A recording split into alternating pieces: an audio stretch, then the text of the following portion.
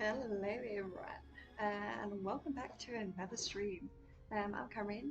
I predominantly do Houdini stuff. I'm probably the only one that does Houdini for Firestorm, at least for now. That might evolve, that might change, we'll see.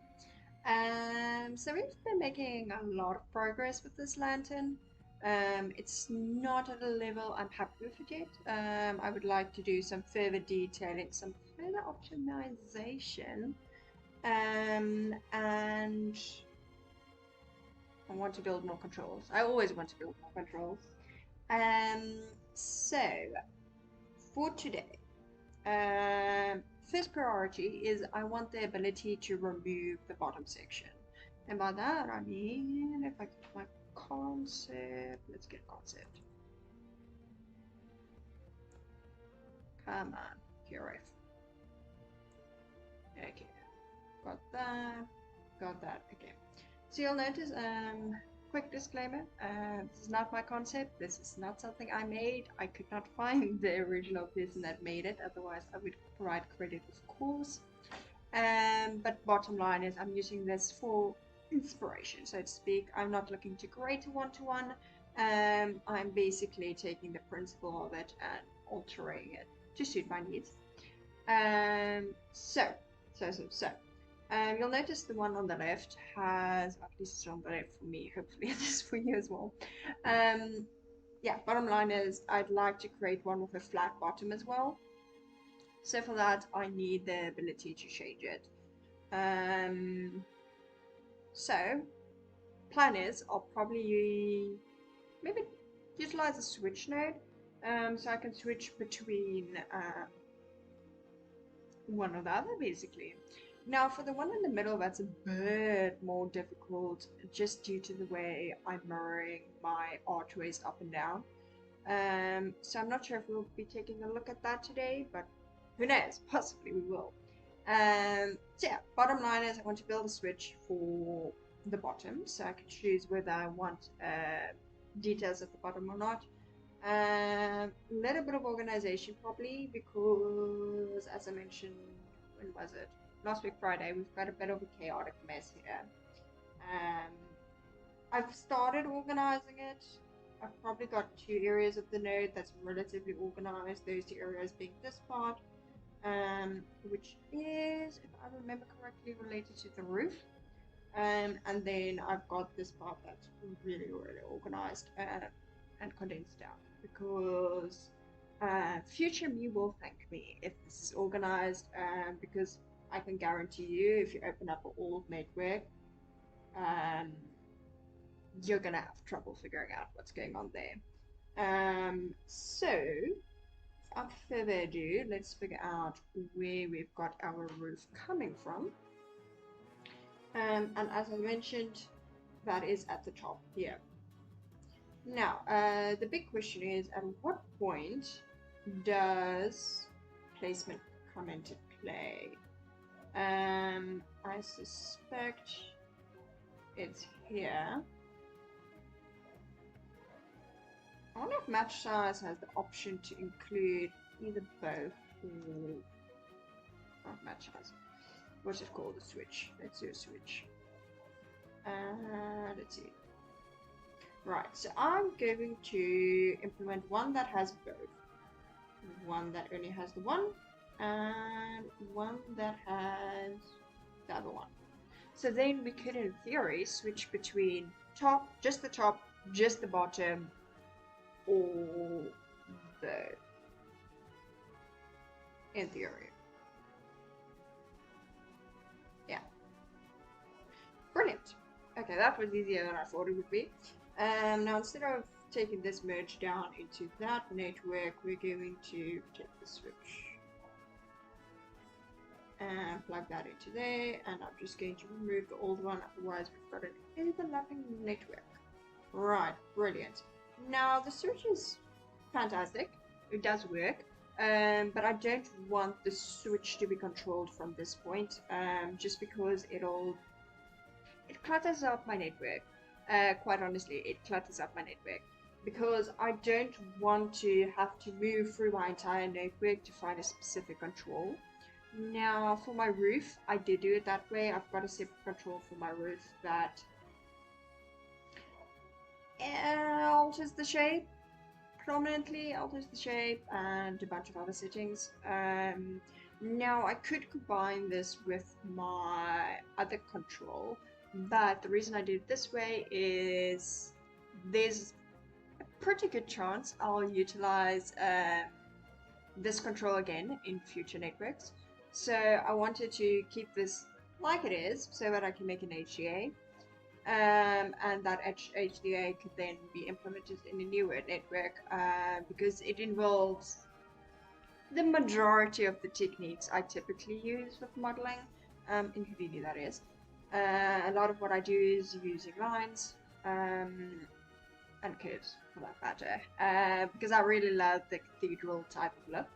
Now if you were building something more like a cityscape, that would be different. But in this case, we're going for the more cathedral look, and I can guarantee I'll be doing it again, so I'll probably rob this network at some point, so I don't have to build everything from scratch every time. Right, fantastic. Okay, so regarding the switch, let's go to our control, and we're going to add a parameter. So, currently we've got the main body, we've got the roof, and we've got the ornaments. We're probably going to need not a float. What is this called? The integer? Probably integer. Now regarding what we're going to call it, it's going to be... Hi Warrior Maddie, how are you? Thank you for joining. Naming. What are we going to call it? By we, I mean I. Though if you guys have suggestions, by all means do suggest it. But basically, I want to switch between the different top, bottom versus both. That's basically what I want to do. So that's going to be a roof, but we already specify roof. We put it in the correct folder. I'm just going to call it switch for now, just to save up time, because I don't want to spend forever thinking of this name. I'll know what it is, nobody else will. That is a-okay at this stage. And that's going to move to roof. I don't want that one. No.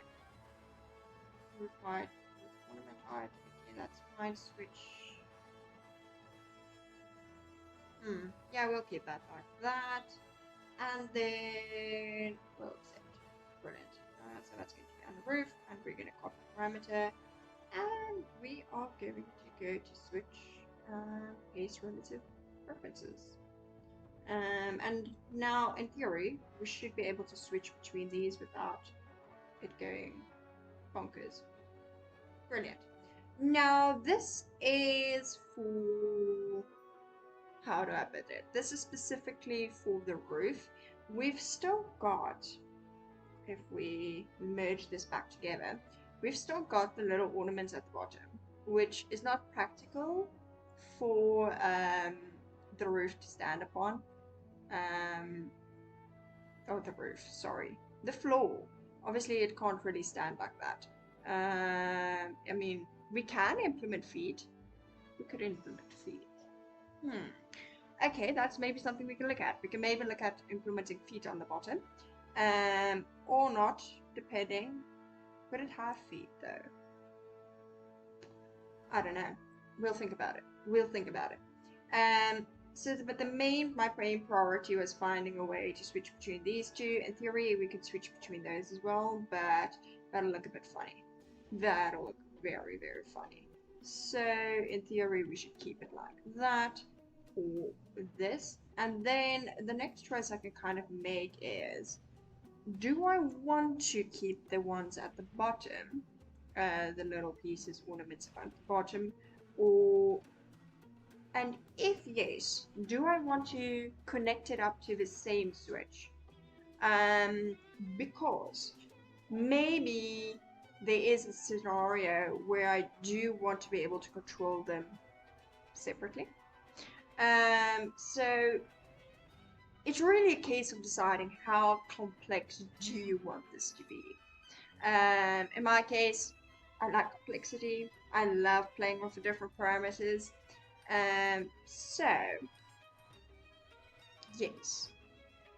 And the other thing we could do, over so many options, we could also create a bunch of presets for the ornaments, and maybe have different ornaments on the top and the bottom. So many choices.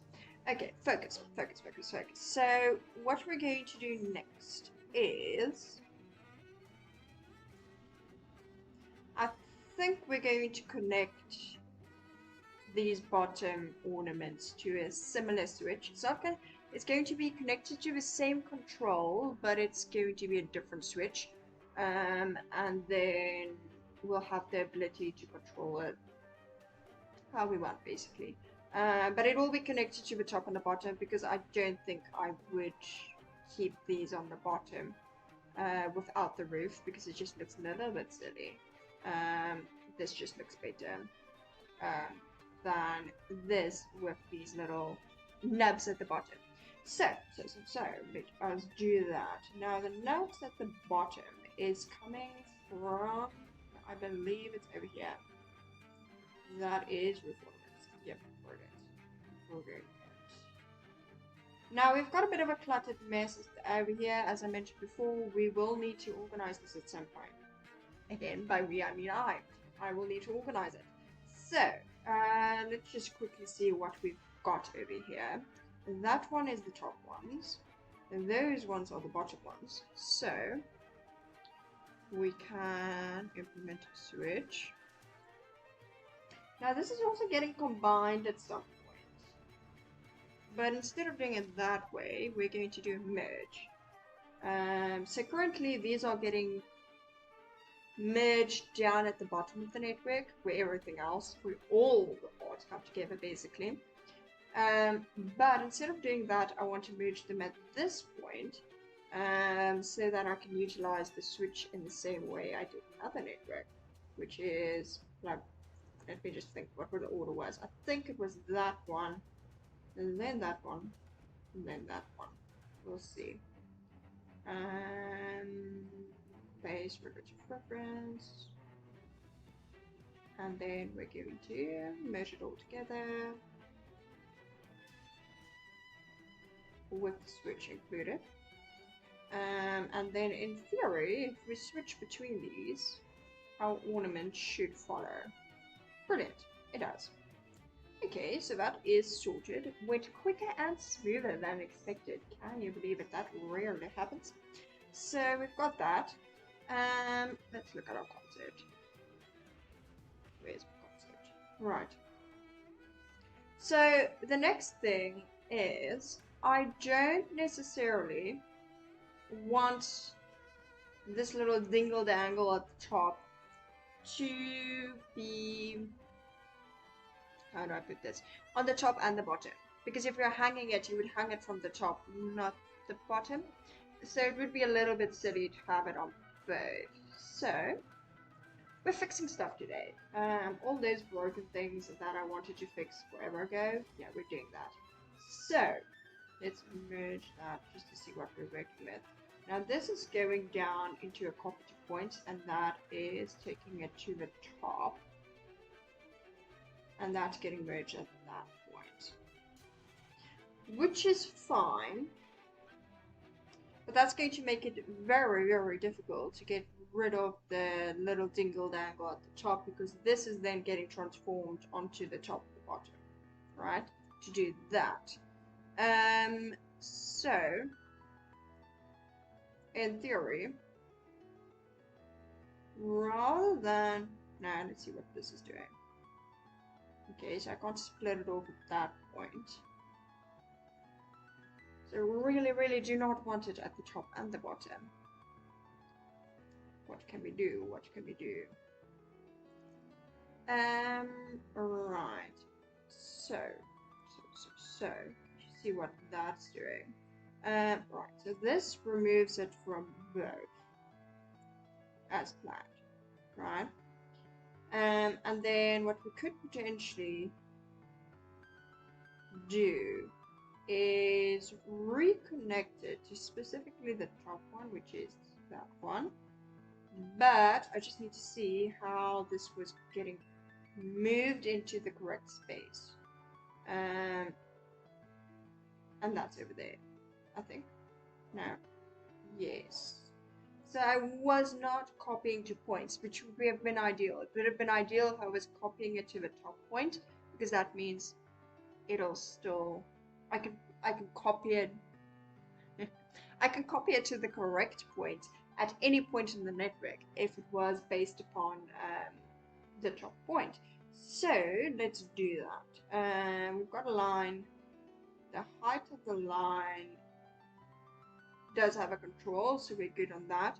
So what I'm going to do is, what do you call it? I believe it's a sort. It could be a sort, or it could be, no, not reorient. There's a name for it. Let's try sort. Maybe it's not sort. Yeah, reverse point sort, I believe. Yep. Now we've got a 0 and a 1, and now if things change, we should be good. So that's going to be that. And then what we're going to do is we'll create a group. So that group, and I just want to quickly check that this stayed. Okay, we'll have to move it out. Right, so to explain what happened there, I put the sort after I created the line. Which meant that it went from 0 to 1 to then being 0 to 1 in reverse. And the reason I wanted to do it that way is 0 is constant, so it'll always be there at the top, even if I resample it and have 50 different subdivisions. Doesn't matter. 0 needs to stay at the top. But I put the sort before the resample, which is not ideal. Because the second I resample, the point order also changes. So I do not want it that way. So I'm going to move it down to about here, I think. Yeah. And now I have a 0 at the top, and that will stay constant. And then I'm going to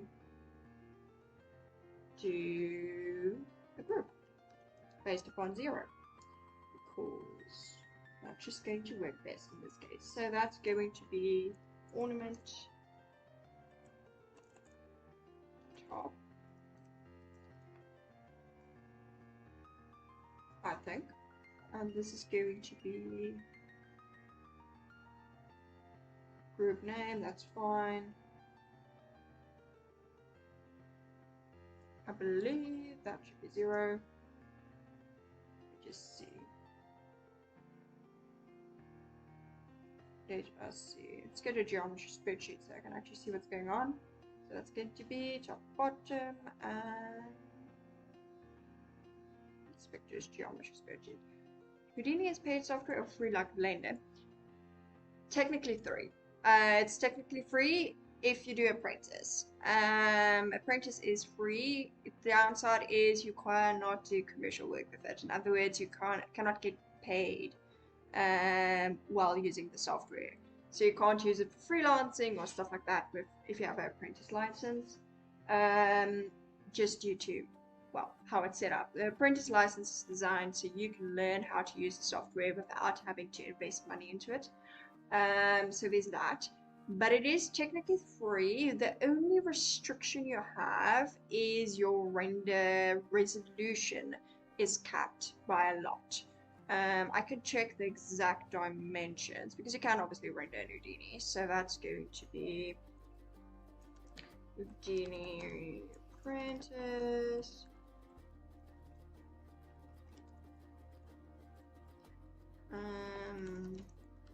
Let's do that. It's restricted to 1K basically. So that's 1920 by 1080.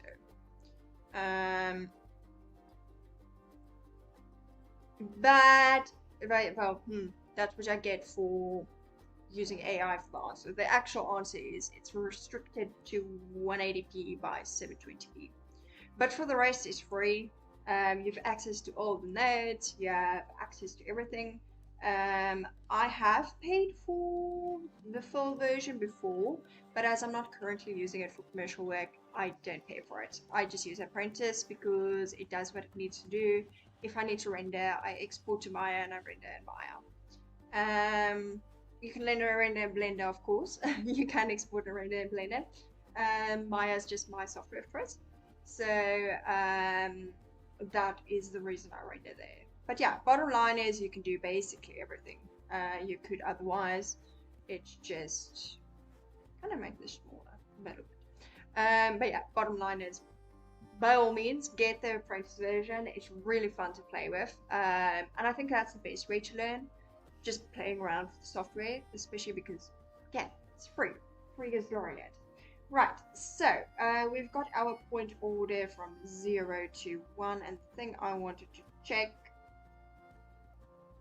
and that is all good and well and good. Now, there's also group 11, which also seems to be grouping something. Where are you coming from? Reverse point. That's fine. Don't know where that's coming from. It's fine. We'll keep it. Oh, it's over here. It is over here. Not sure what it's doing. Really not sure what it's doing. So let's leave that for now. So that's roof ornament, and we've got that set to 0, hopefully. And then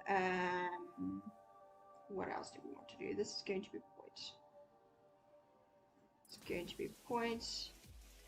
And that is all well and good. And then we're going to do a copy to point just to check if everything is working. I'll connect it down into the correct area in a second. I just want to be sure everything is working before we do that. So that's going to be, let's grab this group quickly. And that goes into there. And then we're going to specify other points. Where's my group? Oh wow, we've got a chaos here. Right, so that's correct copying to everything, which is not ideal. What did we do? Target point to copy to. Geometry copy, okay, so it needs to be flipped. And then we should be able to do that. I've currently got point numbers, so that's chaos. Alright, so that's sorted. Got that working. So, bottom line is double check you're connecting the right nodes to the right, no, or to the right area of the node. So we've got that working. Now, I don't really want to copy it at this point. I would want to copy it to point all the way down till after, just check everything's still working, yeah. Till after this point. So that merges, that is all well and good. This is the bottom, don't want to copy to the bottom, I only want to copy to the top. So what I'm going to do is do a copy to point here. So that's going to be copy. Brilliant. Now double checking geometry to copy, that's not it, we want target points. So that's going to be the target points, and then this copy to points is getting voided because I'm copying at the bottom.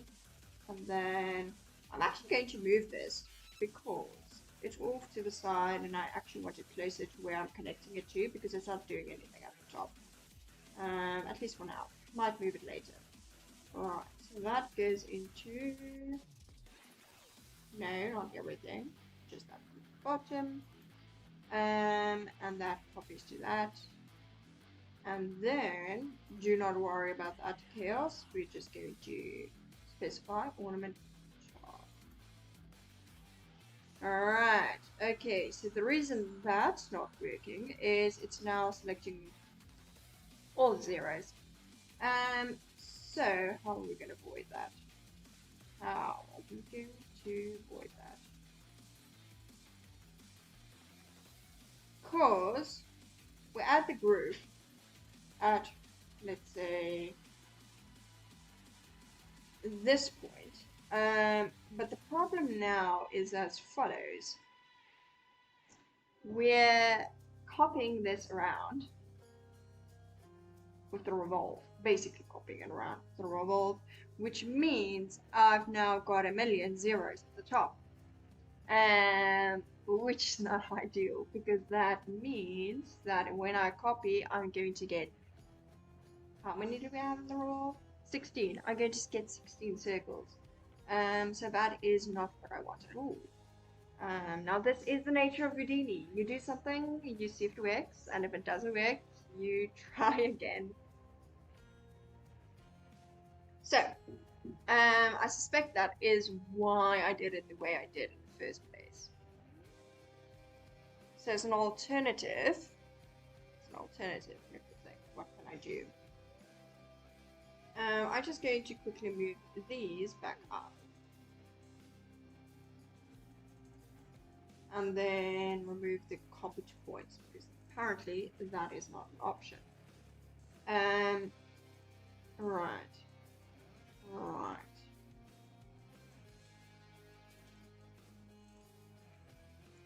That is merging to that.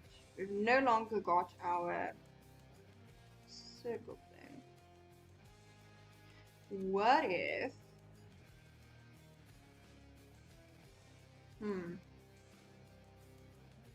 We do need the merge. Can't avoid the merge. We do need the copied points. Choice. Trying to think what the best way to approach this will be. Because my other option is having two merges. Let's try that. So what I'm going to do is do the copy point. That part is functional. What did I just type? Copy 2 points. Brilliant. Right, so that is going to go into geometry that needs to be copied, and then I'm going to grab my group, and that is going to be points to copy to. So that is ornament top. Right. So that, and then, right, so it was merging to here. Hello. Why are you not working? Okay, it's from group, that is working. Did I mess it up again? No. I do want that to copy though. Oh, it's just copying higher up. It's fine. It is fine. But I do not want it that high.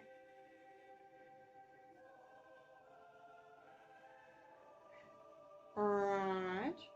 But this was working before. Why is it not working now? Alright. So that is that. Then there's a transform moving it. That is the problem. Okay. So we need to merge before the transform.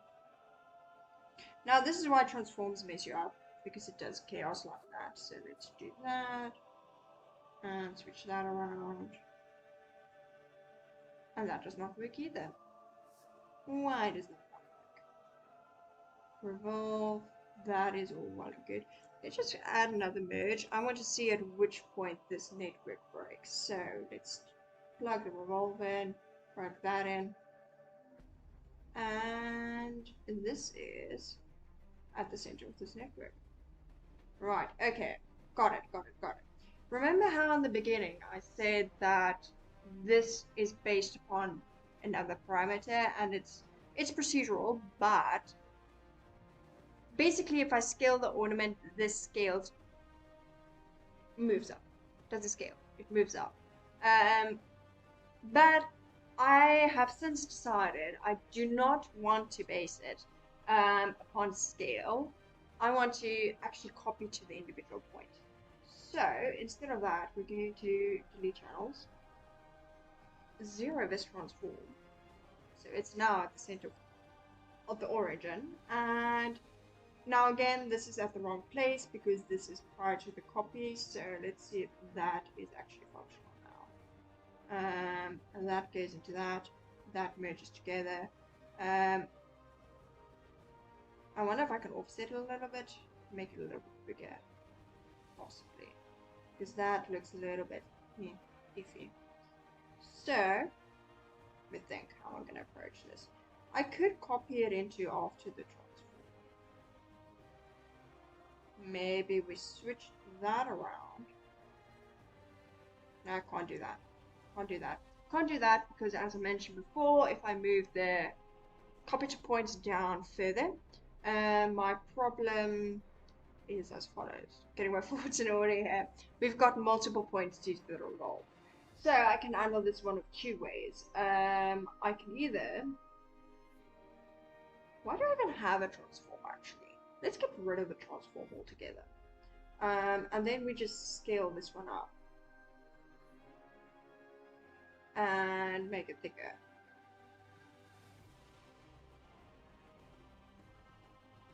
More like that. Now this is too low. At what point is this getting higher? It's not. Right. So the problem is, basically my geometry is destroying itself at this point. So, let's fix it. I think that's what's happening. That's happening. Let's just quickly check whether it is that.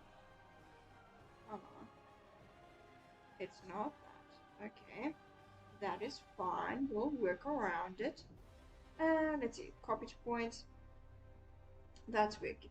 Merge is working.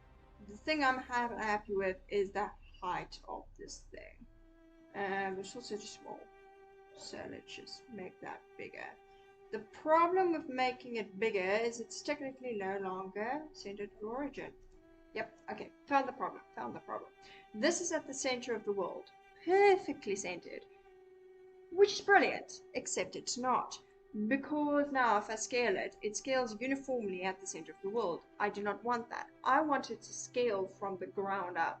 So what I'm going to do is copy parameter for uniform scale and paste that into the center. And that, in theory, works. Brilliant.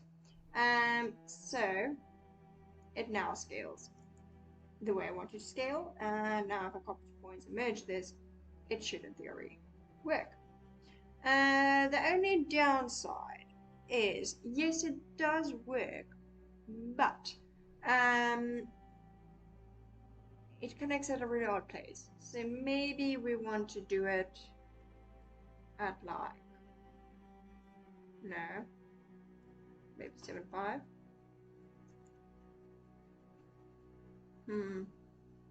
0.5. Yeah, I like that. Right, okay, so copy to points, that is working, merging is working. Now, I want to build a switch, so... Is it going to be a switch, though? Let's do a switch. We can always change it. That is the joy of Houdini. We can change things as we want, so that's going to be a switch. The one is going to be the merge. The other is going to be without the merge, in theory. And then, is this ideal though? Technically we need two switches, because we want to utilize the one. There's a way around, there's a round to work around, because my plan is as follows. I don't want to have to duplicate my entire network to get both versions. So technically, what I could do, instead of a switch, is I can just connect one up at that point and the other before the merge. Let's try that. Okay, so currently this is copying to that point. And this point is copying to the top point of the roof. And that's merging down. Now do not worry about the scale, I'll fix the scale. So that's copying to that, which is fine, but I don't want to copy it at this point. Right. So instead of merging it there, we're going to merge it here, probably. Right, okay, so that side works. I know this is too big. We'll handle it. We'll fix it. So that's going to merge into that. Now we also need a copy to points. So that I'm going to duplicate. But instead of copying, okay, this is the point we would add the switch. So instead of copying the entire network as it is, we're just going to switch between having this thing and not having it. So, actually going to skip the switch. Let's do this. And that goes into that. Delete that. Now in theory we should have just that, and this one is going to copy to that one. That one merges there. This one merges there. Got the transform, that's all functional. This merges. I bet I want the reverse of that. I want the reverse of that. Right, so this is wrong. We're going to grab that one goes into there. This one goes into there. No. Am I facing the right way? Let's see. Alright, let's undo that. That is fine. Copy to point to this one. Where's my bottom? This is top. Alright. That is without it. That goes to the bottom. And this goes to the top. So that one needs to go into there. And then this one needs to go into there. In theory. Let's merge those. Brilliant. It does work. Okay, got that working. We're making progress. Next thing I need to fix is the scale. So the scale is giant at the moment. It really is. So let's first see if we have a control already built in for scale. We've got separate ones for height and width, but I think that is actually not for that ornament. This is for that ornament, so that's fine. But I actually want to scale this in both the height and the width. So I could potentially... No, I'm just going to shrink it down. So what we're going to do, we do have a transform here somewhere. At least we used to. I suspect that this is getting avoided, so let me actually delete that. That goes into there. We did have a transform though. That goes into there, that goes into there. Okay, to move this aside a little bit. Alright. Transform. At what point would we transform? It would have to be after the merge, but I don't want to create two transforms. Choices. Okay, let's just get it working for a second. Then we can worry about the logistics of what we have. Actually, I'm going to connect it there. And then if we do uniform scale and actually view it. Right. I'm going to copy this parameter. No. I'm going to add a control. Then I copy the controls parameter and paste it into the other one. So that is going to be edit parameter interface, and that's going to be not integer, it's going to be a float, so that goes into there, and this one is going to be ornament uniform scale. I'm not gonna put it over there. I'm actually going to put it over here. Ornament, uniform, scale. And then just copy and paste down. Right, brilliant. We're going to accept that. I've not specified where I want it, so we're quickly going to change that to roof. And that's going to be around about there, accept that. And then when we go to roof, we're going to copy parameter and paste that into the transform we just implemented. So that is going to go into there. Now the same control is, well, not control, transform is going to be placed into here, just so we're scaling both equally. And then if we do scale, we've got that working. Brilliant. Now merging this together, checking everything works, and it does. I want this smaller. Not sure how much. My earphones are dying. So we're going to put those on charge and hope for the best. Right, so we've got that working. Let's go to perspective so I can see what I like, what I don't like, anything I want to change. My thing is upside down. So that's relatively close to what we had. The only part I don't like is I still think that circle at the top is too small. So let's change that. Let's try 0.6, and then I want to make this thicker, so maybe like that. Yeah, that's about right. We could also implement the rotated thing where it's more like that, but I'm not too worried about that right now because it's a little detail and most likely we'd be hanging it, so it's fine.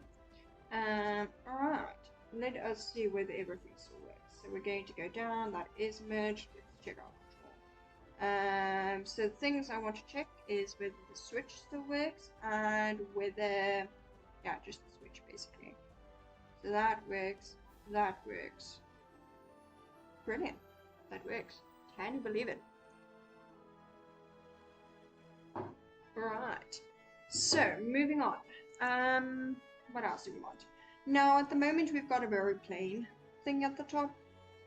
As you'll notice on this thing we've got a little bit of detailing. We could potentially add some detailing. Change. Also let me know if the music is too loud. That is a thing I've been struggling with. So what are we gonna do? Let's see. Okay, so I'm going to go.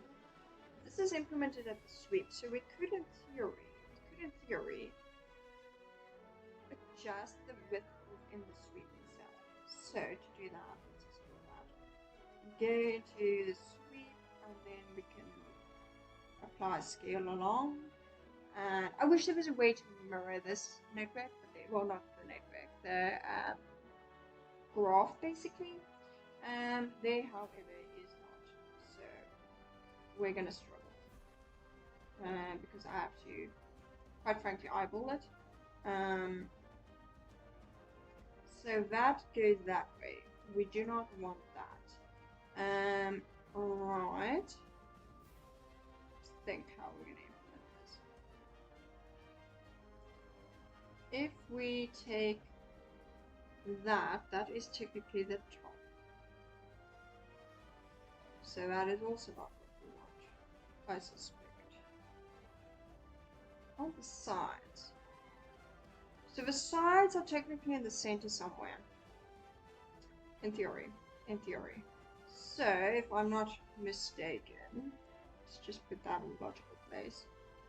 There, that is the full square, and that is the full square. Alright, let's see if we can select both of these. Do that. It's not at the center. How inconvenient.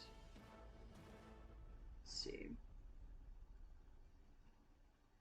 Okay, let's scratch that idea. We're not going to do that. But I still do want further detailing on this. So, how are we going to do that? We could, instead of using a circle, we could use a torus. Now, a torus is a little easier to manipulate, but in theory, we actually do have a torus with the fact that it's sweet in any case. So maybe not that. What we can do is create a group, the bounding box, and then do some form of extrude. So let's do that. Let's do a group. Now the scale of the circle is determined at the top, which means we're going to copy that parameter. And then just so it scales accordingly. We do want this to be zeroed. But we'll worry about that in a second. So we're going to do that. The width we're going to keep narrow. I believe right about there. Now this isn't completely at the center of the world, which is not quite ideal, quite frankly. But we'll work with it. So that's going to be times, I don't know, 5. And that is not selecting the top or the bottom. Why is it not selecting the top or the bottom?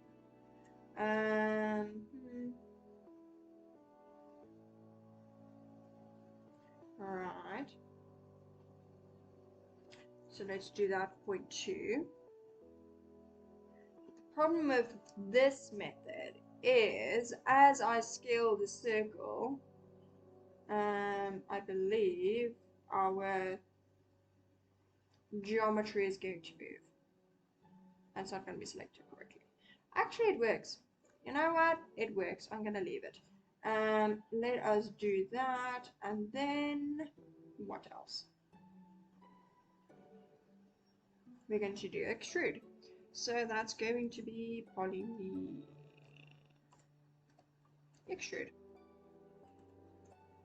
Poly extrude, and we're going to connect that into that.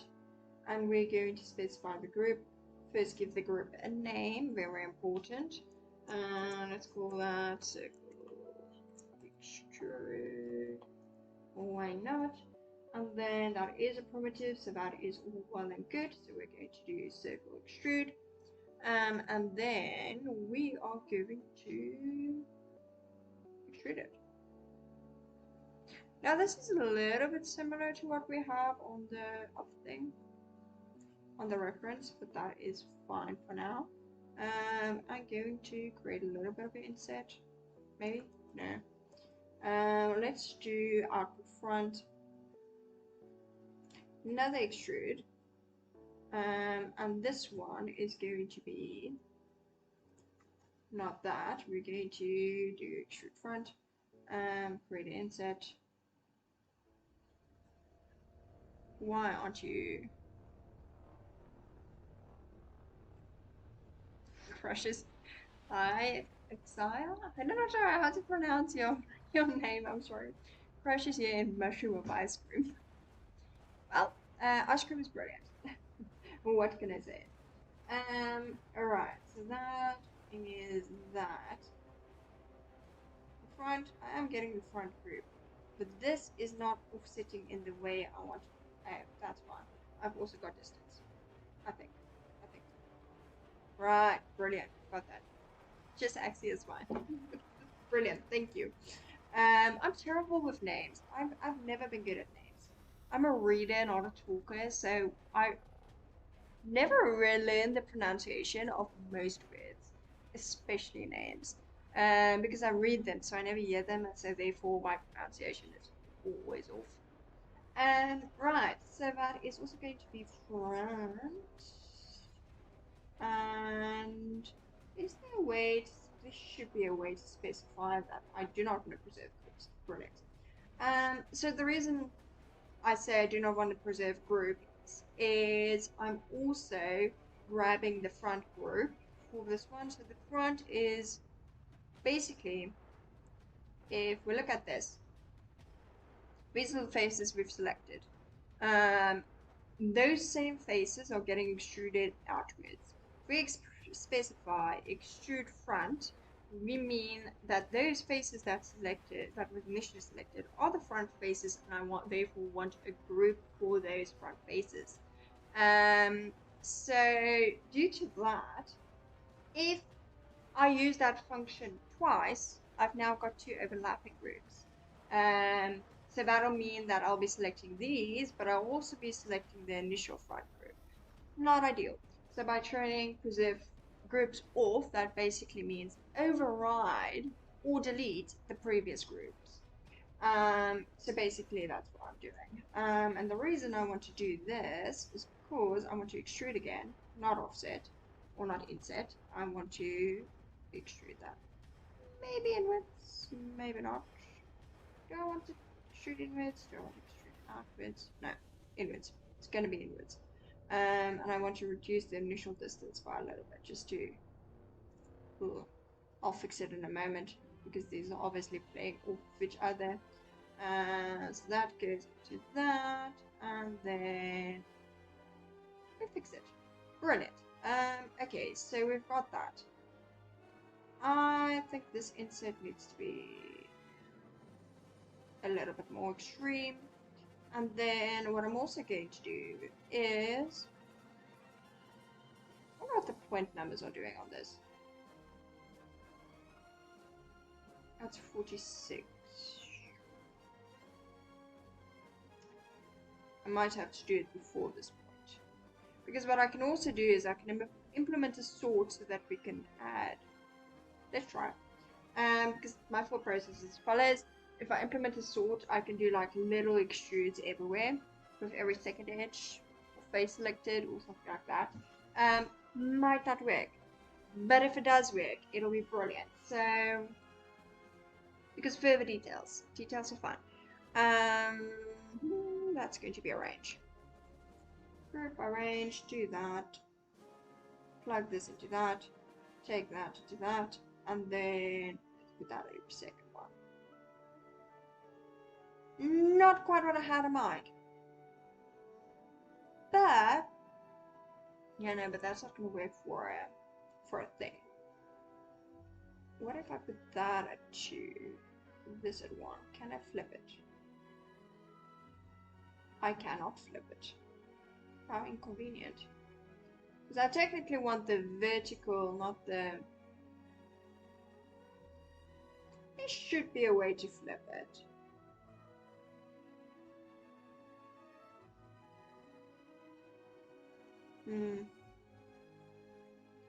Union existing, nothing like that. I wish there was a way to flip it. There is not a way to flip it. We can offset it. We can offset it, but I don't think that's what we want.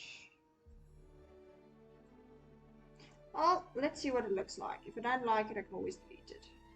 It's not what I had in mind. There would be a different way of doing this. Probably if I rotate it or something, it'll give me a different result. Okay, so that's going to be extrude again. That is going to be extrude again. We're going to extrude that into that.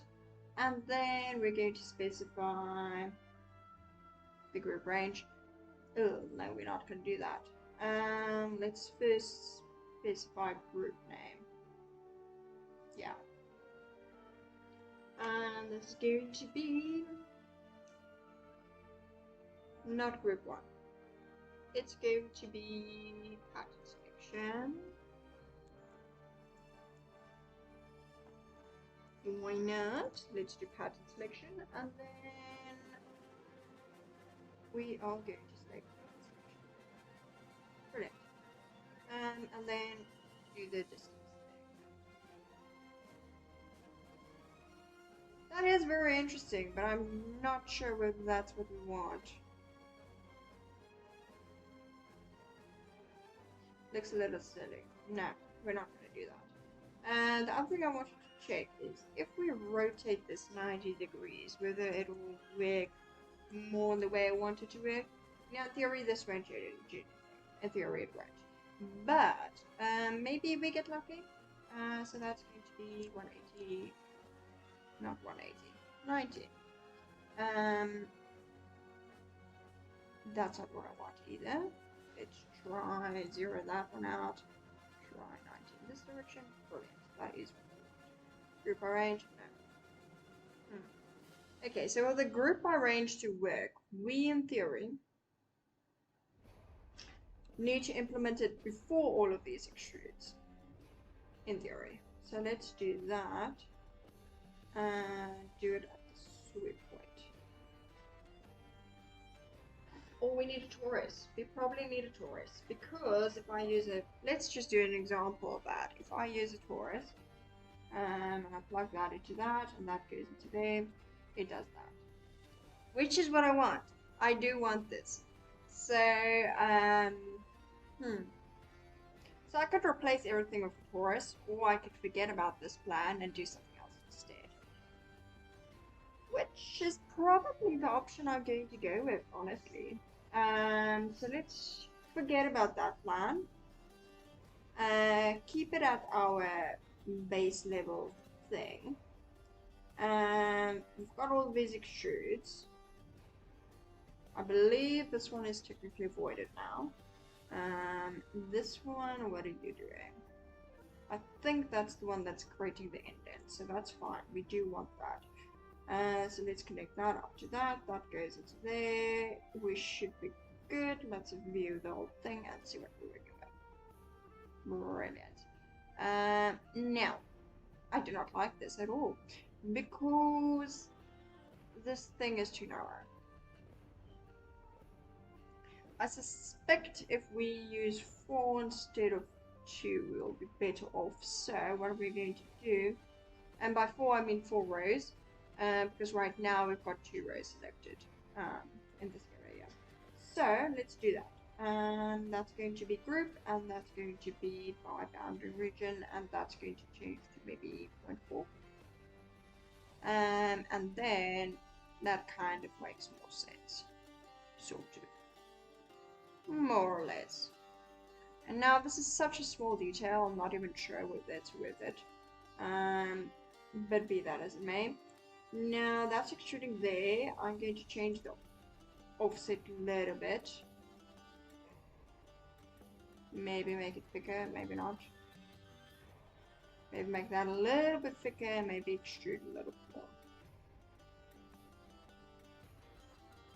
It is connecting weird over here though. Which might mean we only want to extrude the top instead of the top and the bottom. But let's leave it for that, like that for now. So moving down, what are we working with?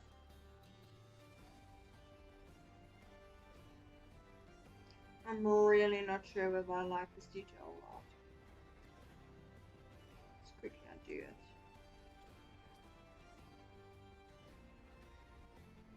I like it at the top, I just don't like it at the bottom. So let's just change it so it only has the top.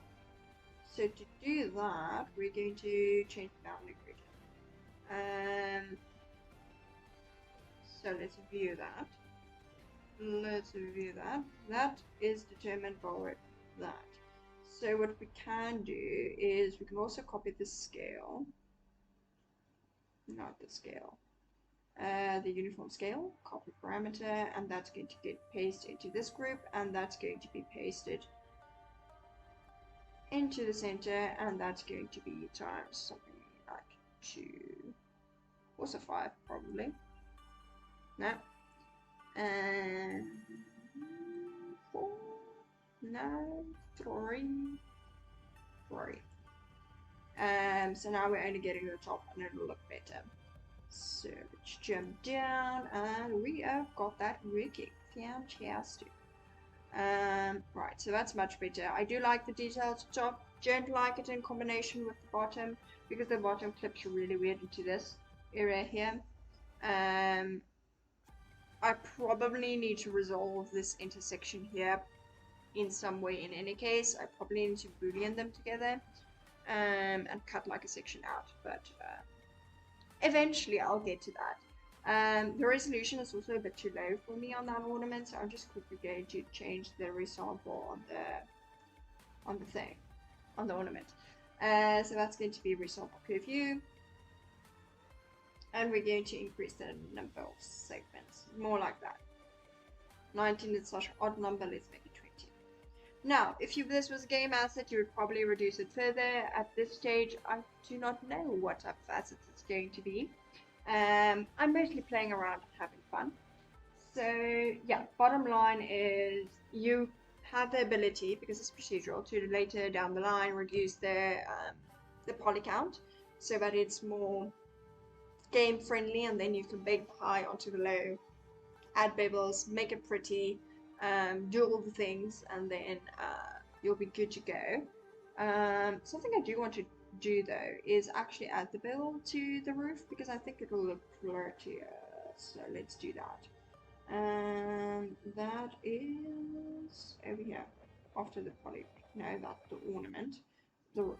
Now this can be done before the control, I think. Yeah, let's do it before the control, why not? So that is going to be a poly bevel. And then for distance, we obviously want exclusions, because that's beveling literally everything. Ignore flat faces, maximum normal angle. And I want these areas basically. Or potentially we could add these. Maybe. That'll smooth that curve out a little bit. No, we're not going to do it. We're not going to do it. Right, so that, and then I want another sample to it. I want another division, because 3 is just prettier than 1. And then if I turn on smooth shaded, what does that look like? Significantly prettier. Bevels are brilliant, guys. Bevels are brilliant. Alright, so let's connect these up and see what we're working with. Ugh. Terrible. Right, so the reason this looks terrible is it's now smoothing everything. And the only thing that actually has a bevel to it is the roof. So this is not ideal. In theory, we could bevel everything and have that fixed. Let's do that, actually. I might regret this. But let's see. The ideal, you can do this one of two ways, right? You can add a custom bevel for every area, or you can add a bevel at the bottom and hope for the best. Now, I'm going to test both. The lazy way, the absolute laziest way, is grab a poly bevel and put it at the bottom of the network and hope for the best. Let's just get our wire shaded so we can actually see what this is doing. Increase the distance. Make it maybe 0.01. Change that to, sorry, 2 actually, sorry. It's going to be, the number is 2, but the number of edges is 3, that one. We can turn ignore flat edges on, and our value before was around about 50.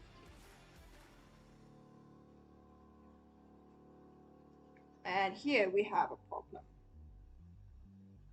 Right, we're going to ignore the problem for now and see what else is going on here. Let's see. This is also a problem. And right, so this is booliening together to that. I think these are boolean. These are boolean. I recall booliening them. Right, so that's not going to work. So what we're going to do instead is the not lazy way. We're going to do the long way. We're going to implement a bevel for everything. Ideally, we probably want something to turn it off. We do not currently have such a thing, because if you're doing your low poly, you do not want the bevels. At least not for game. For film stuff, maybe you want a bevel. Probably you do, because you're generally getting more clears up with it if it's a film thing. But yeah, bottom line is maybe, maybe not. So, polybevel, which would be the best area to place these? We don't want the little dingle dangle at the top to bevel, so at least not for now. Do we? We do, but only certain edges. So let's first see if we can cheat the system and do both. See what that does. That is actually not okay. This is absolutely awful. Let's see. Second we do that, it breaks. Now the reason it's breaking is because we're... Is it extruding too far? No, it's the shape.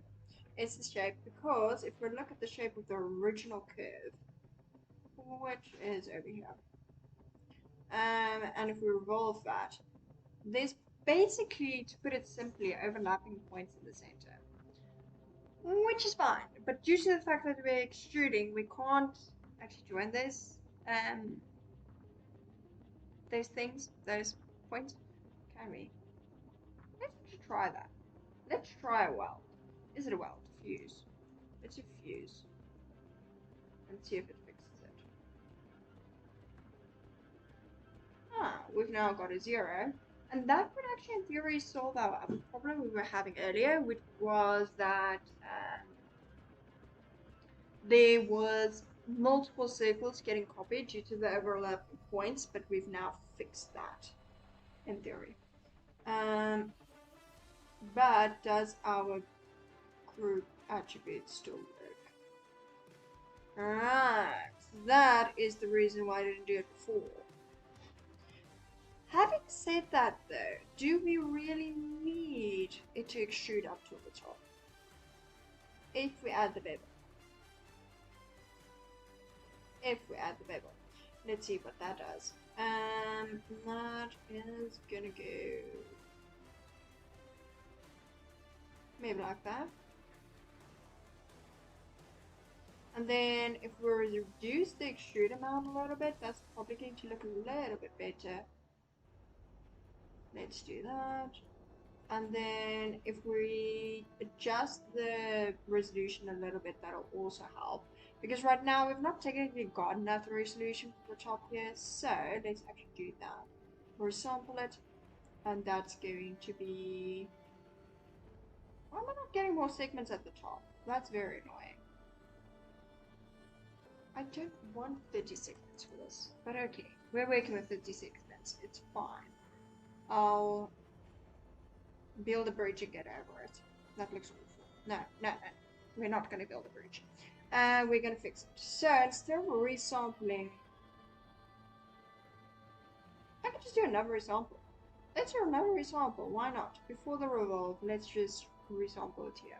Just so it can smooth the thing out, because it actually looks awful with that little sharp area at the top. So we're going to view it at the revolve.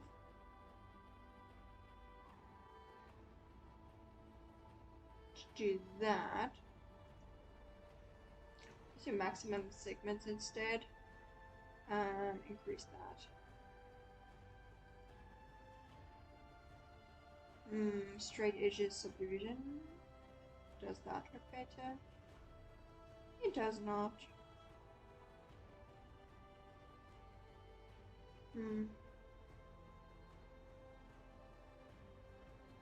I don't think I like that very much. Is it actually better though? Maybe, but I don't think it's necessarily better than the one at the top. Because we can probably do this subdivision as well. I don't want to do 35 though, because that's an absurd amount of polygons. What is it? It is... Whoa, no, that'll be after the revolve. Where's the revolve? To info. 560 faces for this one thing, and then I'm copying a bajillion times. No. We're not going to do that. Alright, so we're going to do two things. Firstly, I'm going to reduce the amount of segments on the revolve to, let's do 12. Still looks good. Still looks good. And then if I do the poly extrude, that's going to look like that now. And that is actually better. Is it a significant amount of less spaces? About 200 less. 240 days maybe, around about 220. Which is better, not perfect, but better. Keeping in mind that I'm also adding faces with the extrude. So that is maybe not ideal. But if you think about it, depending on what you're baking this on, you would reduce the poly count further in any case, and it wouldn't matter so much. So let's quickly jump back to the example. I'm going to change this to 30, and 30 will have to do the job. Or not, because I don't like that. That's better. So, does it have to be an odd number though? Maybe 28? Let's do 28. Why not? And then I do have a bevel down here, so I just want to see what that's doing. Let's see what that looks like with smooth shaded on. And if we do madcap shaded. Now, the area I'm not liking very much is it's going completely smooth, which is not actually what I have in mind, because I do want the these flat areas to actually register as flat. So how are we gonna fix that? And that goes into that. Smooth shaded does that. I wonder if we can do normal something.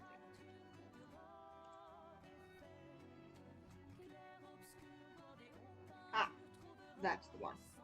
That is the one. Right. So I'm actually going to increase the extrude amount on this again. That's going to just a little bit. Now I'm noticing we've got a little bit of problem over here. Circle's too big for that. So what we're going to do is we're actually going to reshape it a little bit and just make it a little bit thicker at the top and over here. And possibly move this a little bit back. Brilliant. That's working. That is working. So let's see what we've got it all when it's all together. I think that's working. Actually, now that I mention it, we probably want to do the normal after everything is merged together. Now keep in mind, I've not fixed the beveling everywhere. I've not fixed the beveling everywhere. We've got it fixed in some places, but it's not everywhere. So let's do an oval. I'll fix the beveling in the other areas in a bit. So that works. But I'm not getting that crispness over here that I am over there. So, let's see. Can you make free Houdini tutorials? Well, you're currently technically watching one. So the streams are all free.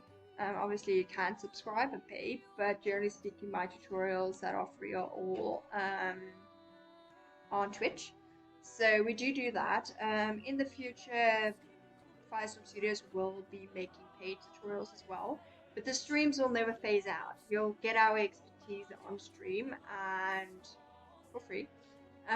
Yes, you have to watch a few ads during the process, but it is free. And then for the rest, we will be doing paid tutorials in the future.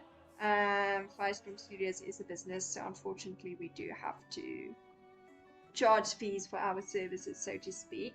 But yeah, as I mentioned, not all of our, not everything will be paid. Our streams will always be free. So I hope that answers your question. But let me know if you have any Houdini specific questions, and I'll be happy to answer them as well. Because that's why I'm here. I'm here to answer the questions. Right, so that is all well and good. I think I'm going to reduce the bevel amount a little bit on the roof. So let's do maybe 0.01 to make that a little bit sharper. Yeah, 0.05. Yeah, that's looking better and better. I might want to increase the amount a little bit on the ornaments. Let's do that. Bearing in mind that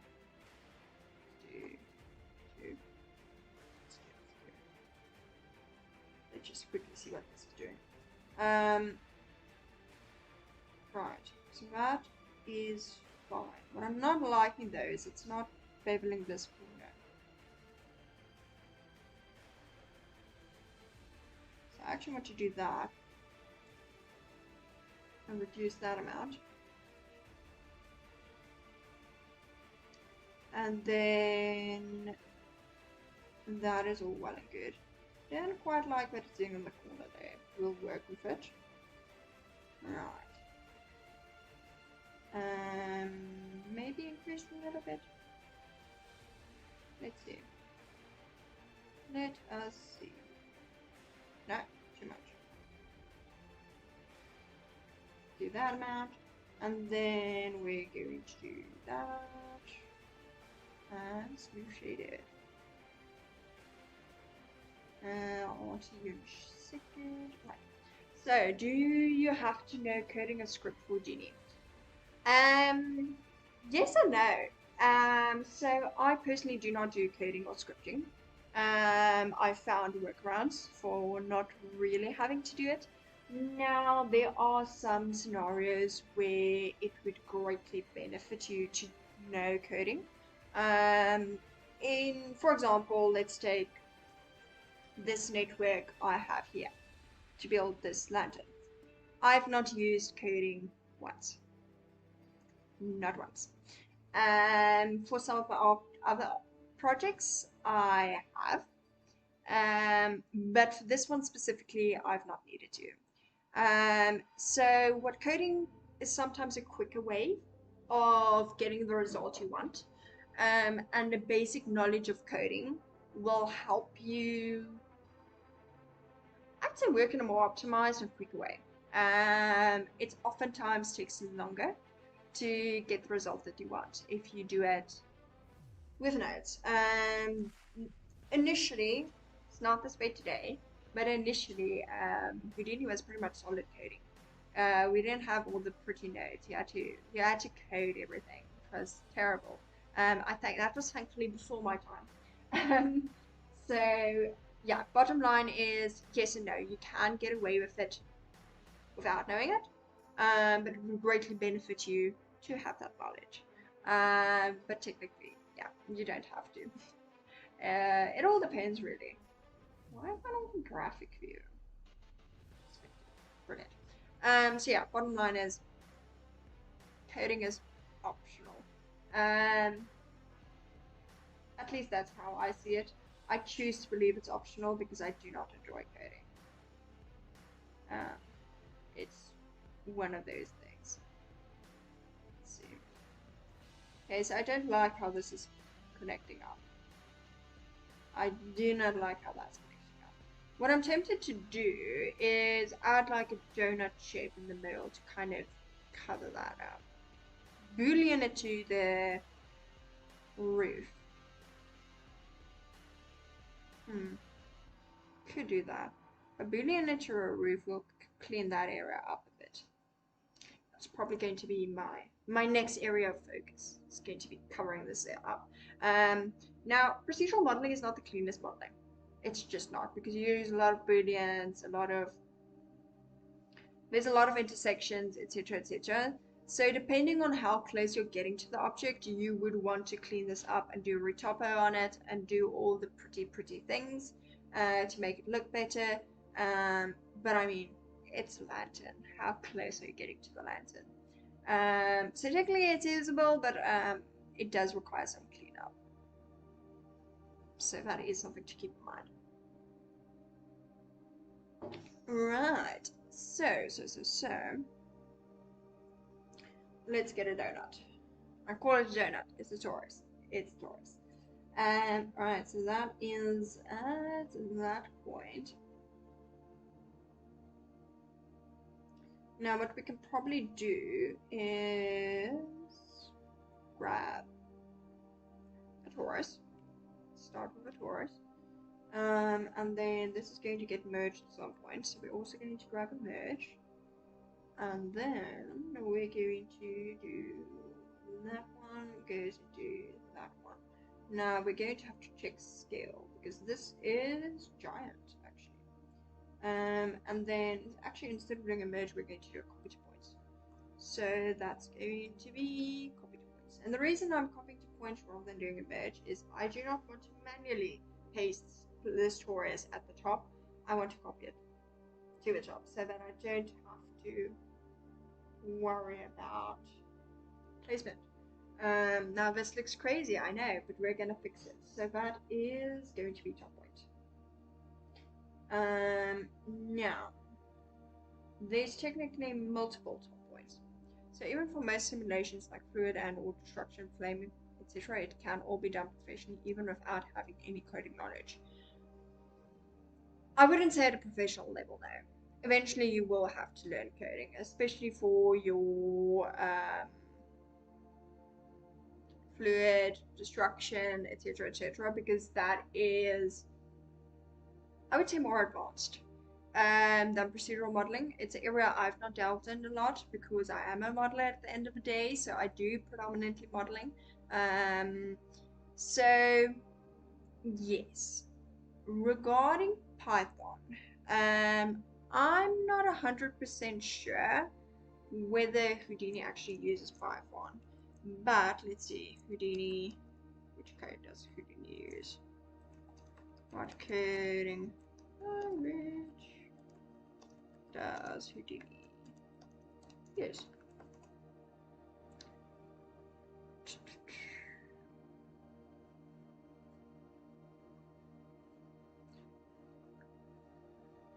Right, so you'll need both Python and C++.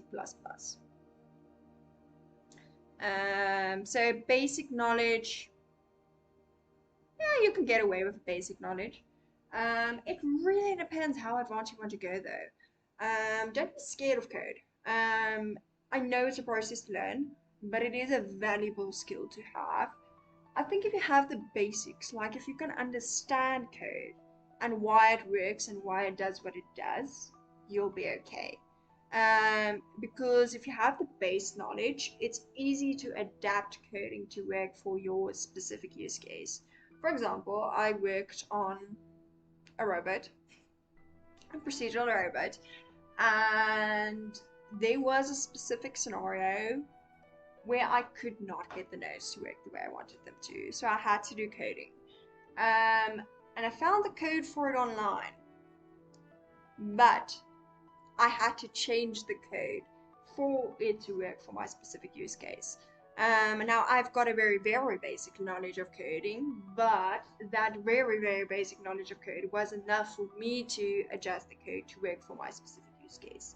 So bottom line, what I'm trying to say here is if you've got an understanding of coding, you'll most likely be okay. You don't have to be able to have this massively complex basic knowledge of coding. You just need to know enough to be able to adapt coding. Because it's not really, depending on how high of a level you want to get to, it's not really necessary to know everything there is to know about coding. At least that's my take on it. Alright, so we want to get the top point. Top. That's going to be that one. Brilliant. This is going to get merged. Let's merge that into that, and that into this, and that goes into that. Brilliant. Our donut is very much too big, so let's adjust that. I'm going to uniform scale that smaller.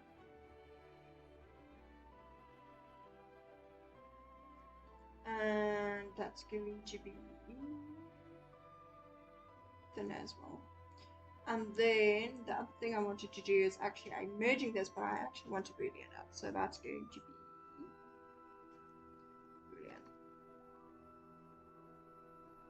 boolean. I technically want to boolean it after the anytime. And also let me know if you have any other questions. I'd be happy to answer them. So that's going to be 1 and 2. Brilliant. And that does nothing. Actually, it cuts away. We don't want it to cut away. We want it to, you know. Oh, that is very, very, very ugly. That is awful. What is the geometry doing? Not flat shaded. Flat wire shaded. Ugh. That is very ugly. Absolutely awful. Let's void that for a second. I want to see what it does if I boolean it at this point, if it makes it any prettier.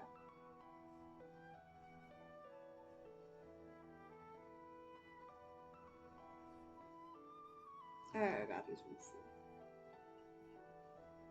Do not like that at all. Right, not going to do that.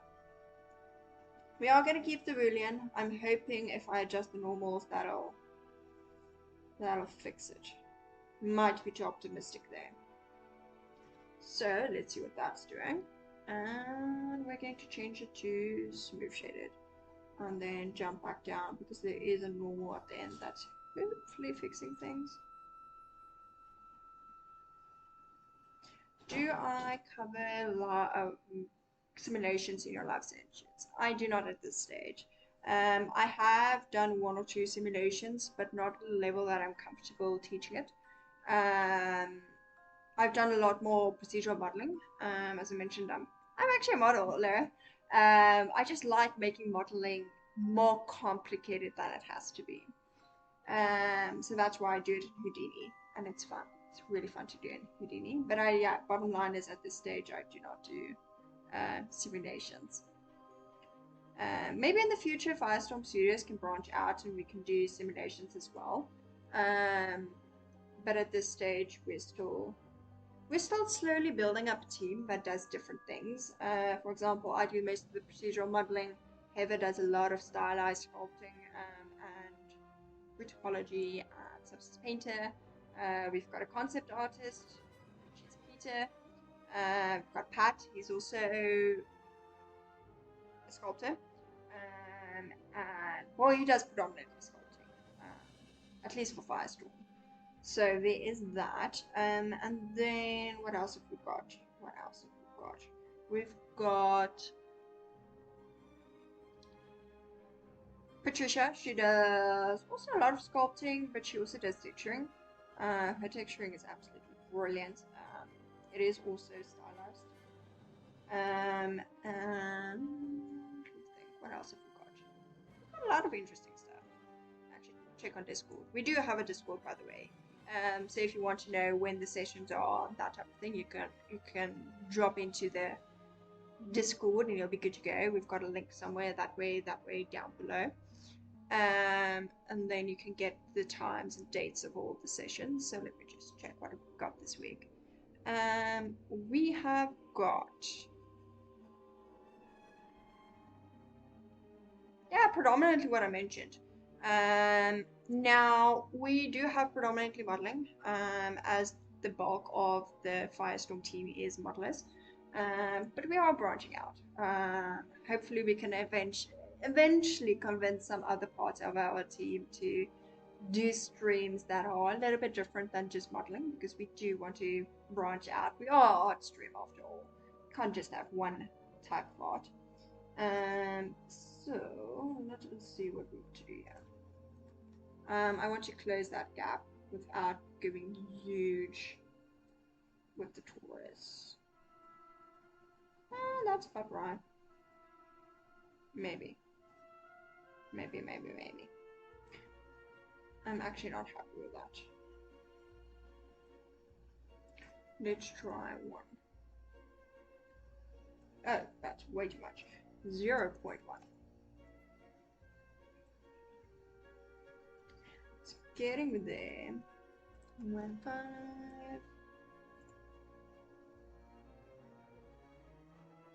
No.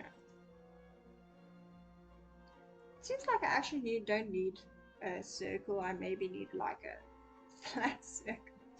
A flattened torus. Maybe I should do a flattened torus. And that'll give me closer to the result I want. So let's actually do that. And that's going to be a transform. Why not? Let's do a transform. And for the transform, we are going to scale y. And that's going to be 0.5 maybe. That might be too much. But let's see what that looks like. Let us see. Alright. I do not like that. Let's try 0.75. And then we shrink down the torus a little bit. So that's going to be, it's a 35.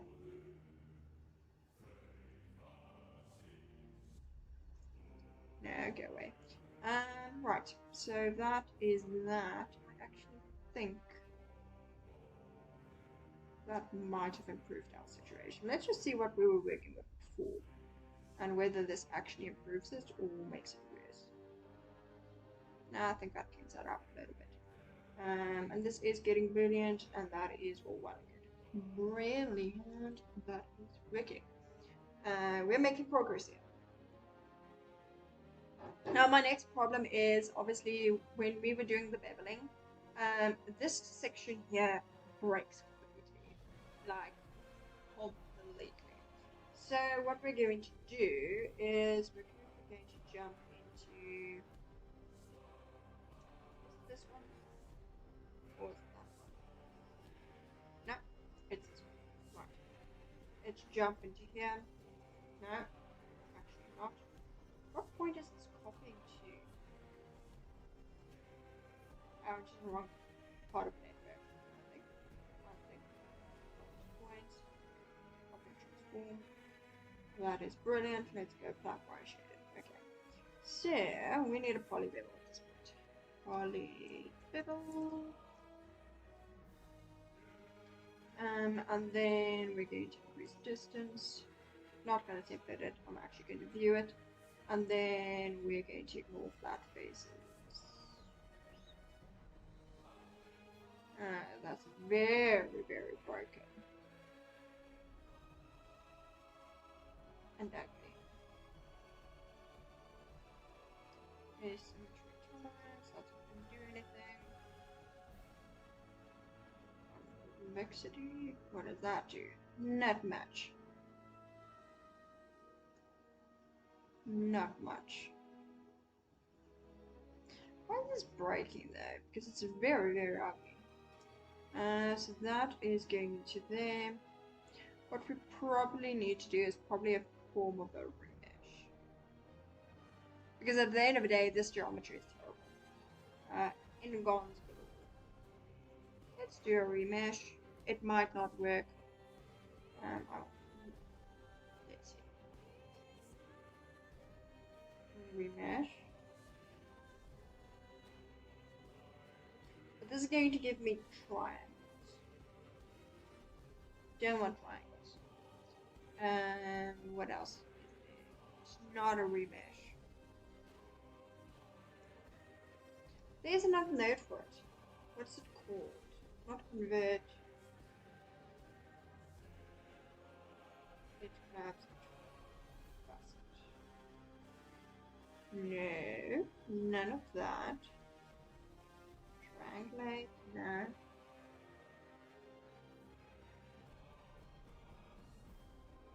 There is one that you can specify you want quads.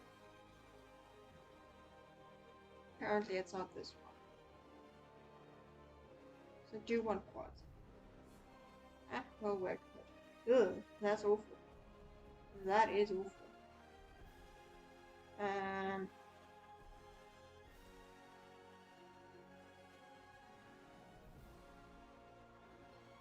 I didn't like that at all.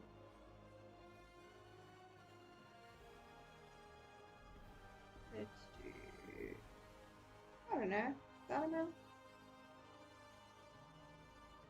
I think I just broke it. That's probably too much, but we'll see.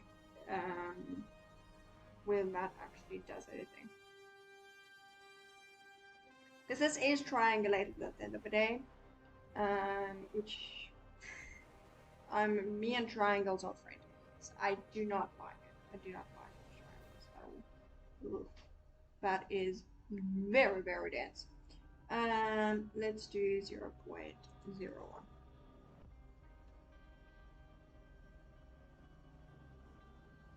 That should in theory be bigger. And it is. But that's still too much. Let's do 0.05.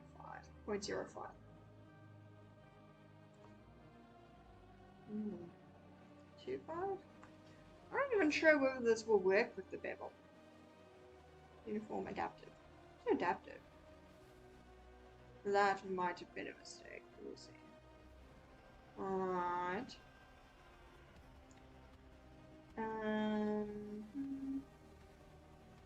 What does that do? I don't think remesh is going to be the way to go for this one. Right, so back to the polygonal. I'm not actually certain why it's breaking at these points. Quite honestly, it's probably just the geometry is bad, which, I mean, it's a Boolean, of course it's bad. But it's specifically some of them. For example, this one is fine. But let's try 0.005. Reduce the amount. Should I? Obscurely though. Then this one works, those don't work.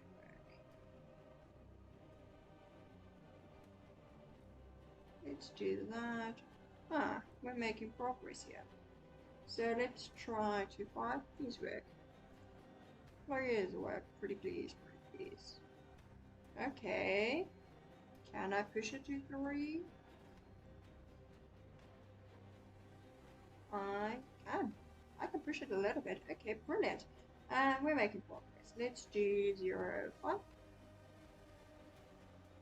And then let's make it 2 divisions. And then, that is a problem. Let's see what we can do about that.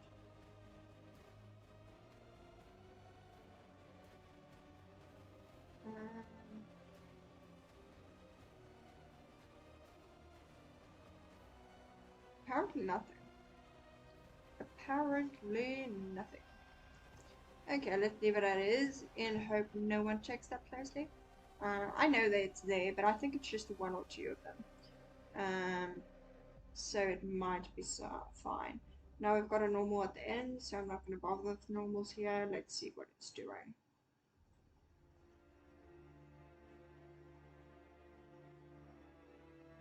That is awful.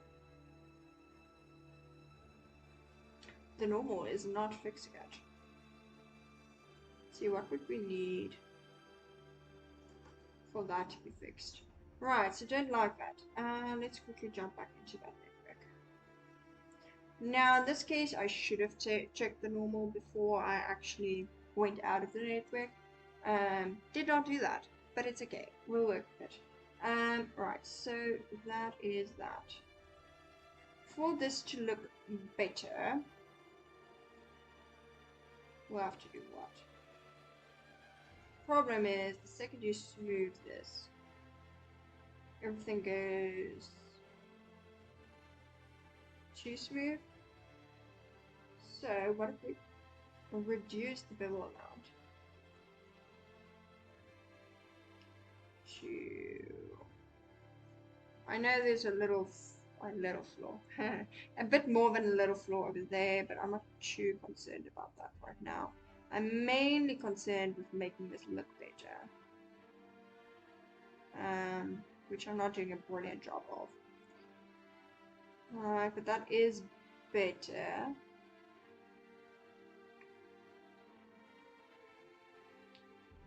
Just the normals. Alright, so how are we going to fix that? Let's see. Polybevel, that is fine, but what I don't like is this area here, so let's go to Y shading.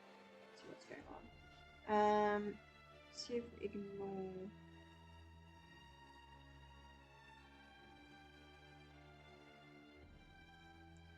Problem is we have to ignore too many to fix that. So, plan B, we're going to adjust the pattern a little bit because I think it's that intersection there that's messing everything up. I'm not sure. Maybe copy. Yeah, okay. It's this thing. So, what we're going to do is probably adjust this something. Copy to points, that's fine. This is all related to that. Pedestal pattern. I suspect. So this is placing it in the center. That's fine. So we can do one of two things. We can either make the sweep smaller, or we could potentially scale it down. Let's scale it down a little bit. Might be too much. And that disconnects that. Now we've got some weirdness in the corner there. Still, mind you. But let's see if we can fix that with this. Reduce.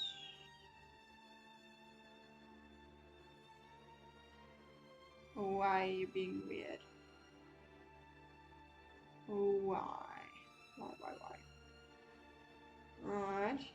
Why does it change these? Slide ring. No. Can we?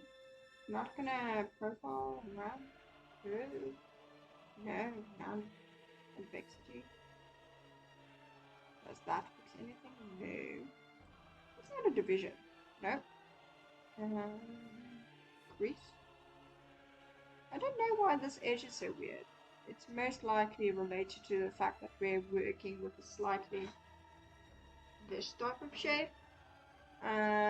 What we could potentially do at some point, instead of scaling our initial cube to be this shape, we could keep the cube, it's actually not cube, it's just tube or cylinder, one of those. And what we can do is we can add the pattern first and then worry about adjusting the angle. So that is something we can look at some point, but bottom line is it's not super important for now. I do have a potential fix for it, so that is all well and good. That is looking better. The other area we might want to bevel is probably on these pillars. So let's look at the pillars. The pillars are over here. We want to do this before the boolean. What are we booleaning? Oh, that's not going to be great. That's not going to be great at all. Right, because my thought process was as follows. We can... I want to bevel all of this.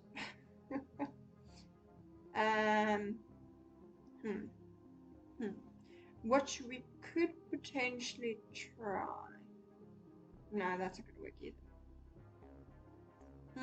Okay, let's see what bevel on its own does. Let's just see what it does. This is going to break something I know for a fact. But we're going to try it in any case because why not? It's fun to try stuff. Maybe it works magically. I doubt it, but maybe. Flat wire shaded. Let's see what it's doing.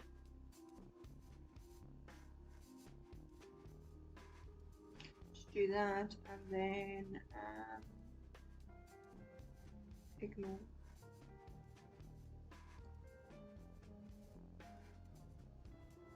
Let's reduce that a little bit. We do want it to still affect. How far can I reduce it? Wow, we're getting somewhere. I mean, it's not perfect, but we're getting somewhere. So let's keep that around. It breaks. Brilliant. Ugh, that's terrible. Okay, so we can only do one bevel if we do it at this point. Ideally, we'd Boolean after this entire network is put together, but our problem is this platform at the top, roof thing, bottom thing, um, goes inside of this pillar. So with the extrusion we have in the center, basically if I boolean it after we've done the extrude, there's a little bit of point that sticks out that I do not want. So we're going to work with that for now. Maybe this improves it enough where I did absolutely hate it, so let's just shade it. That's not quite what I have in mind. And that is not quite what I have in mind. Let's see if I do a bigger. Oh wait, I've not connected it. Huh, absolutely brilliant, isn't that? Okay, so we've connected that. Let's try that again. And that is actually an improvement. Let's see. It's marginally better. I really want 2 divisions though. Really want 2 divisions. But apparently we cannot get that. So let's do 6 maybe if we widen it a little bit. Not 6. 6 is too much. Let's try 5. That is also better. Brilliant. Okay, so we're getting somewhere. We've actually done a lot more today than I normally do. We've fixed the roof because the roof was being weird.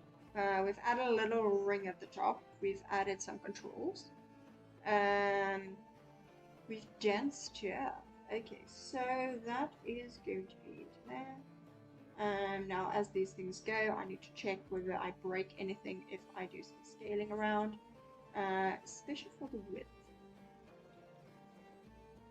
Ha ha ha! I found my first problem. You can only scale the width till there. Then it breaks. Not ideal. So in theory, I need to change my control because right now it's scaling the width before the pattern is added. So technically we want to scale the width after the pattern is added so that it does not break. So let's look at that. That might be easier said than done scenario. But let's copy this parameter. And then that's going to be into pedestal. Add a transform down here. And then jumping up.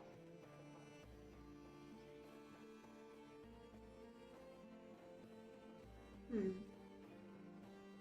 an outer. Think how am I going to do this?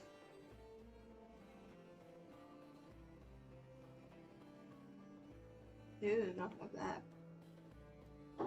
I'm not sure which is which. I'm not sure which is the outer, which is the inner, which is the bottom. Let's see. That is the outer. So technically, this is the channel I need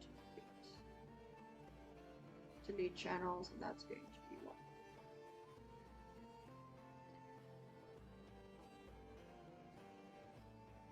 And then I'm going to go down to the transform, and this is going to be scale on X and Z. It's going to be X and Z. So that's going to be page width reference, page width reference, and then let's see if that works. Let's see if that works. Right. That is very broken. I in fact don't know where this thing is. Why does it have to break? Right. How are we gonna combat this? Let's put that at 1 for now.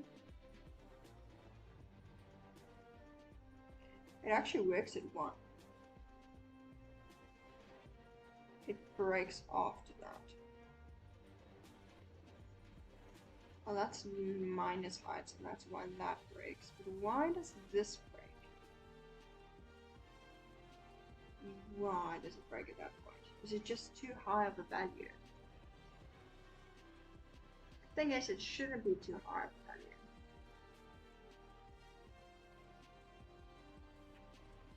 Because it's more, but it seems to be multiplying by an obscurely large amount. So, where is this coming from? That is the question.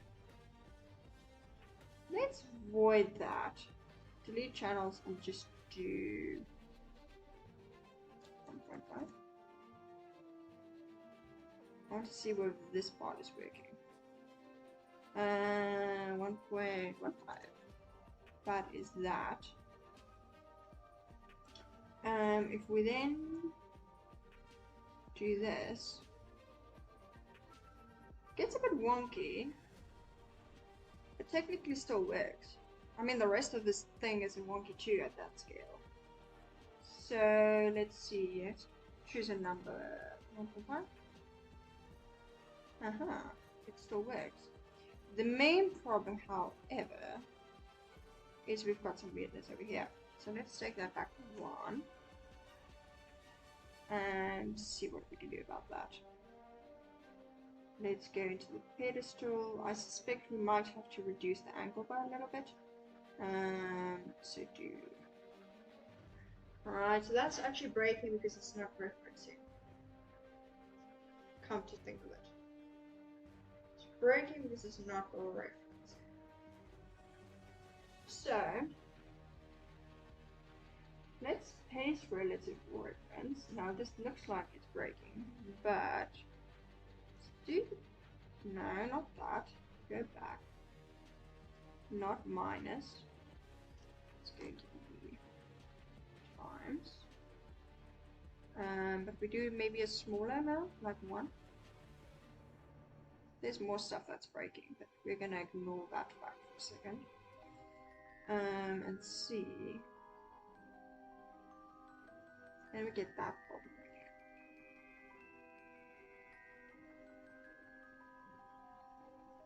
again.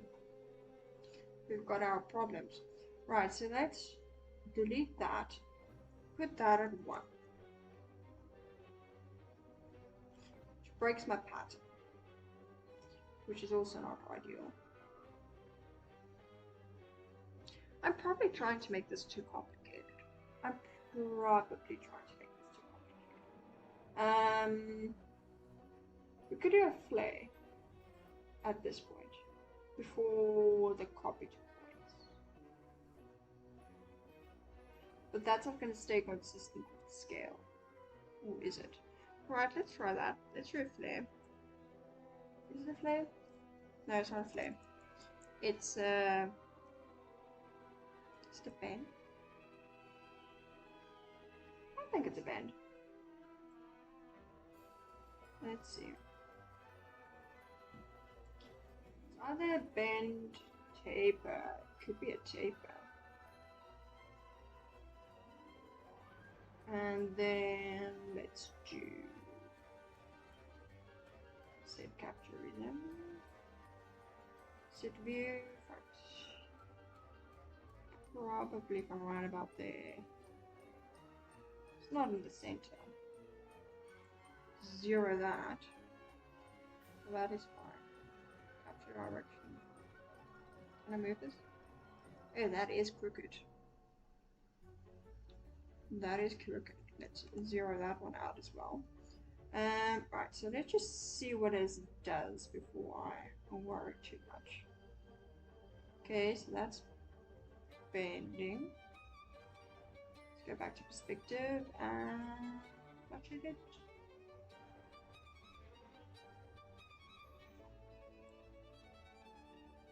Where is my pad? That one is that one. Right, so this is now too small. This is too small. So that goes into that. Technically this needs to connect to that, and that needs to connect to this, in theory. in theory. Now this, in my opinion, is very broken. So that is something we'll have to take into account. We'll probably have to scale our thing down. So let's scale that to 1 for now. And see if we can fix it. We can fix it. So that brilliant into that. Sort of. Not really.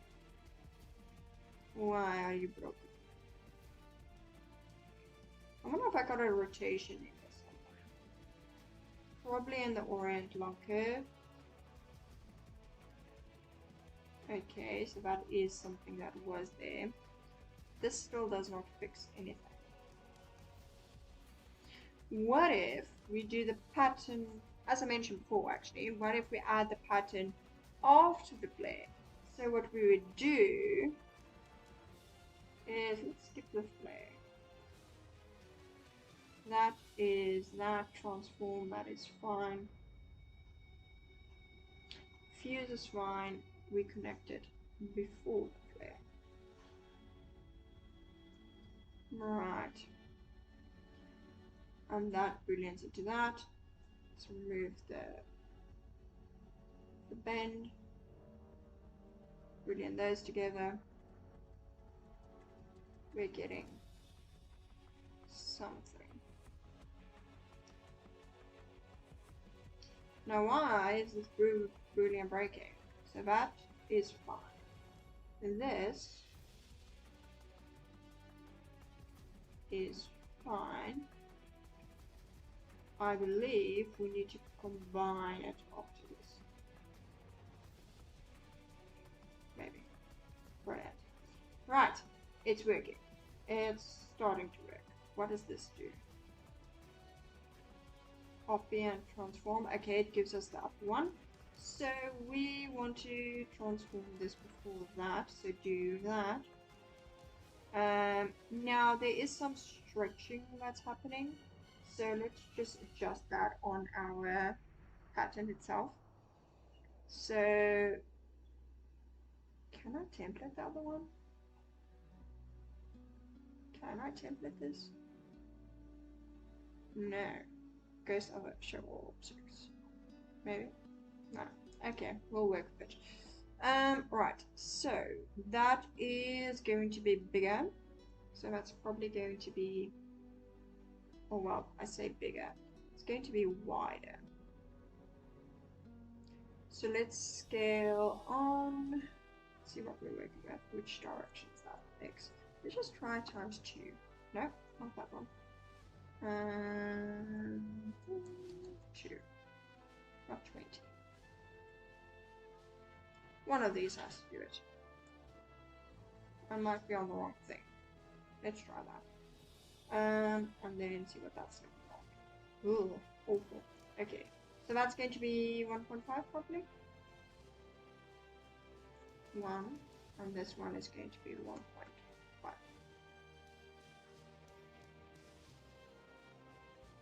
Brilliant. Now we've got some weird breaking thing happening there. And this is officially too small. So, let's go into the pedestal. And this is going to be times 1.15, I suspect. I suspect.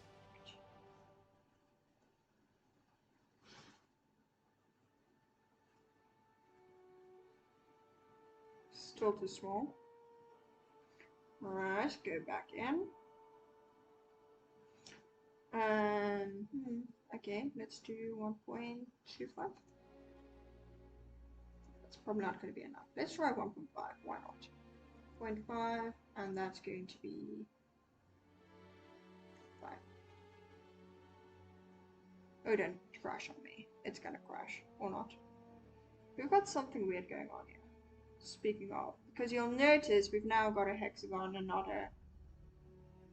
a thing. So I wonder if it's the flare that's messing it up. Where's the flare? Bend. That one. It's not the bend. That is 1.1. One that works. Polybevel works. Normal works. What point does it break? Definitely this point. But in theory, it shouldn't. See. So that is that one. Aha. It's not multiplying. It's not multiplying, that's why. 1.15. Wasn't that either? No, it is. It is, because the other one is 1.5, not 1.15. Fantastic. Now that's huge. So I suspect we were right with the 1.15, but due to the fact that it was initially set to, what do you call it? It was initially set to plus instead of multiply. That was the reason it did not work. Right. Now, I still don't like that very much. It's probably bending too far. So let's take a look at that value.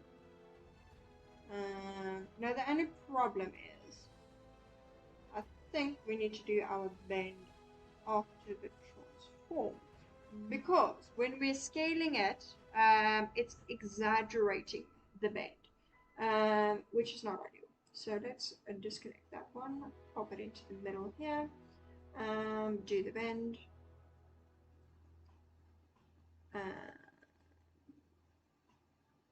and then we probably need to move the copy and transform down as well.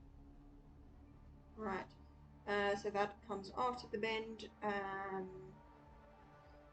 Toggle capture, toggle bounds. I actually want to put capture in.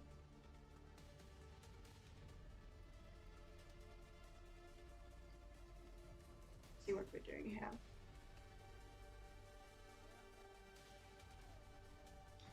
I actually want to adjust it at this point. So let's see. Well, that is an improvement, but I actually think this is too big compared to what we had. So, see, we've got the transform. That's going to be, let's try, I'm going to try one angle for now. Let's keep it at 1. And see whether 1 will work. I think it might. Let's keep it at 1, why not? That's 1.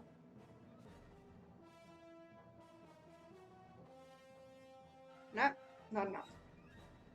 Lots of back and forth in this one. 0.5, maybe. 1.05. It's going to be like a fine balance thing to try and figure out what is the correct number. And it's not that.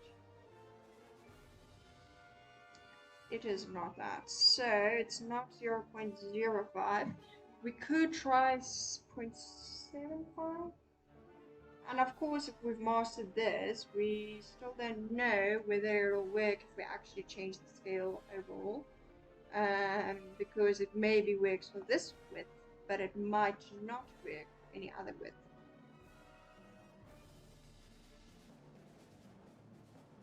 But that is somewhat functional. So let's see whether this will continue working otherwise. It does. It thankfully does. Brilliant. We are finally sorted. And that is functional and working. Can you believe it? It took a while, but we got there in the end. Right. So I think that's going to be it for today. I think we've achieved quite a lot. Thank you for joining, guys, and I hope you guys have a lovely day or night. Bye.